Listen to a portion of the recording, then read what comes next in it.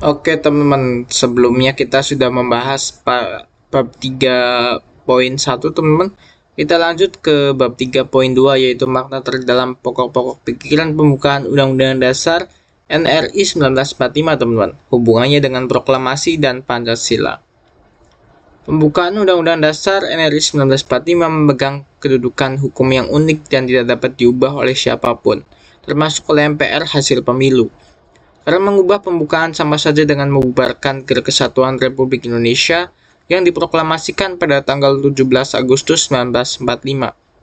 Pembukaan Undang-Undang Dasar Negara Republik Indonesia 1945 adalah Declaration of Independence bangsa Indonesia yang memuat cita-cita kerohanian, tujuan negara, dan landasan filosofis bernegara, teman-teman. Kita masuk ke hubungan organik antara proklamasi kemerdekaan dan pembukaan Undang-Undang Dasar NRI 45. Dalam konstruksi hukum tata negara, proklamasi 17 Agustus 1945 dan pembukaan Undang-Undang Dasar 45 adalah satu kesatuan yang tidak dapat dipisahkan atau unbreakable bond. Proklamasi adalah pintu gerbangnya, sedangkan pembukaan adalah isi, penjelasan, dan pertanggungjawaban terperinci atas kemerdekaan tersebut. Alinea 1, 2, dan 3 pembukaan Undang-Undang Dasar NRI 1945 merupakan perincian dari pernyataan kemerdekaan yang dikumandangkan dalam teks proklamasi. Alinea-alinea tersebut menjelaskan latar belakang keadilan universal, perjuangan sejarah, pengakuan religius bahwa kemerdekaan adalah hak segala bangsa, dan atas berkat rahmat Allah yang Maha Kuasa, teman-teman. Kemudian kita masuk ke alinea keempat, pembukaan Undang-Undang Dasar NRI 1945 yang merupakan tindak lanjut dari pembentukan pemerintahan negara Indonesia yang bertugas melindungi segenap bangsa, memajukan kesejahteraan umum, mencerdaskan kehidupan bangsa, dan ikut melaksanakan ketertiban dunia berdasarkan Pancasila, teman-teman.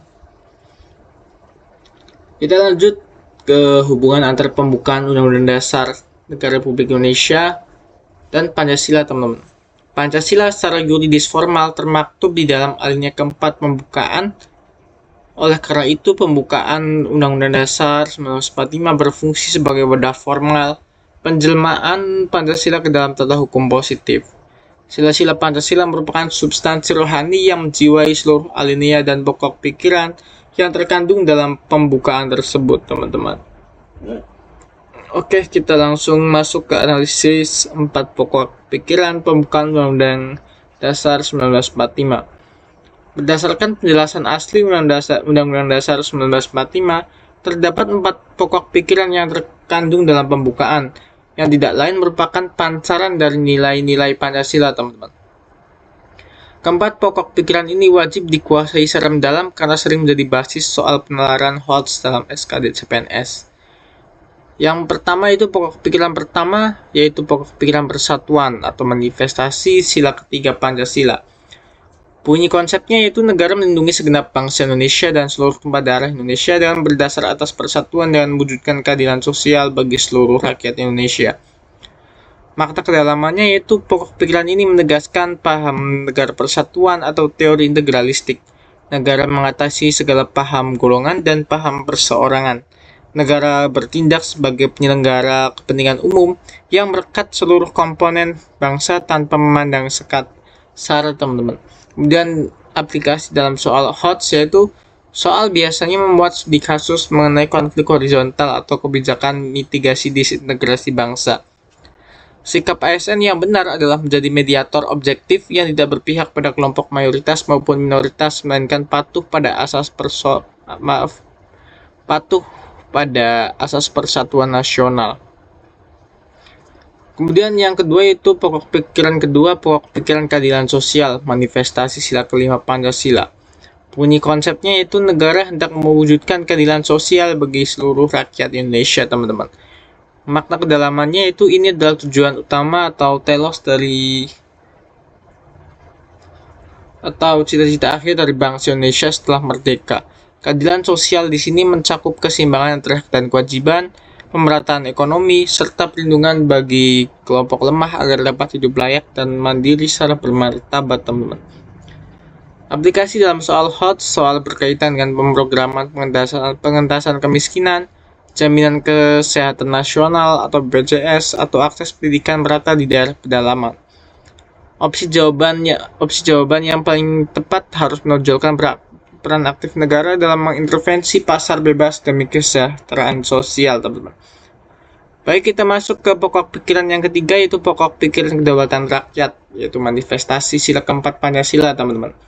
Di sini bunyi konsepnya itu negara yang berkedaulatan berdasarkan atas kerakyatan dan permusyawaratan atau perwakilan. Makna kedalamannya itu pokok pikiran ini menegaskan sistem politik Indonesia adalah demokrasi konstitusional. Kekuasaan tertinggi berada di tangan rakyat dan dijalankan menurut Undang-Undang Dasar, teman-teman. Keputusan-keputusan politik kenegaraan wajib diambil melalui mekanisme musyawarah mufakat atau perwakilan yang akuntabel. Pengaplikasian dalam soal HOTS, yaitu kasus seputar kebebasan berpendapat, pelaksanaan pemilu yang jujur dan adil, atau penolakan terhadap tindakan otoriter oknum pejabat yang mengabaikan aspirasi publik. Jawaban yang benar selalu mengarah pada penguatan partisipasi publik yang legal dan tertib.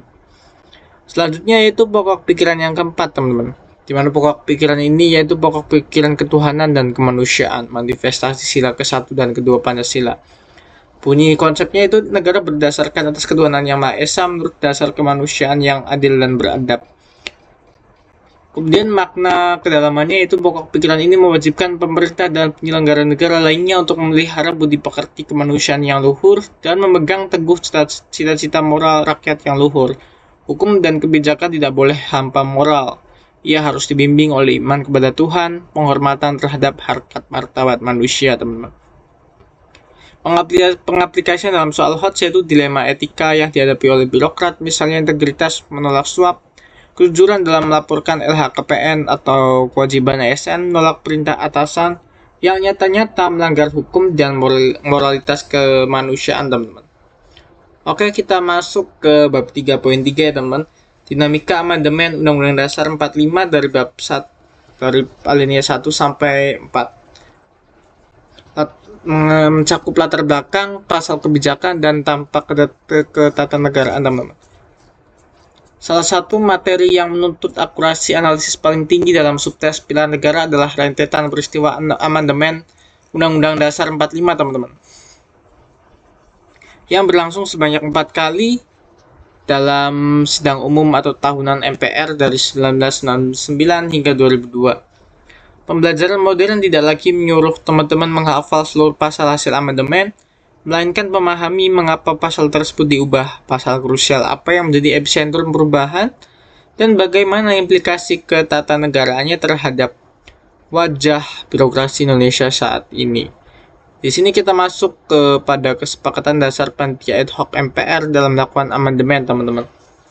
Sebelum amandemen dilakukan, terdapat 5 kesepakatan dasar yang sifatnya mutlak dan tidak boleh dilanggar oleh panitia ad hoc MPR, teman-teman. Yang pertama, tidak mengubah pembukaan UUD 1945. Yang kedua, tetap mempertahankan Negara Kesatuan Republik Indonesia. Yang ketiga, mempertegas sistem pemerintahan presidensial. Yang keempat, penjelasan Undang-Undang Dasar 45 yang memuat hal-hal normatif akan dimasukkan ke dalam pasal-pasal batang tubuh.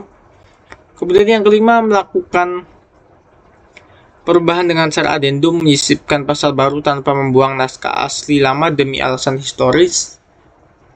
Berikut adalah pembedahan komprehensif terhadap 4 fase amandemen Undang-Undang Dasar 1945 ya, teman-teman. Yang pertama yaitu amandemen pertama yang disahkan 19 Oktober 1999 dalam sidang umum MPR. Latar belakang utamanya itu mengurangi kekuasaan presiden eksekutif VV yang terlalu dominan pada masa Orde Baru, yang menyebabkan lemahnya kontrol parlemen dan matinya iklim demokrasi, teman-teman. Pasal-pasal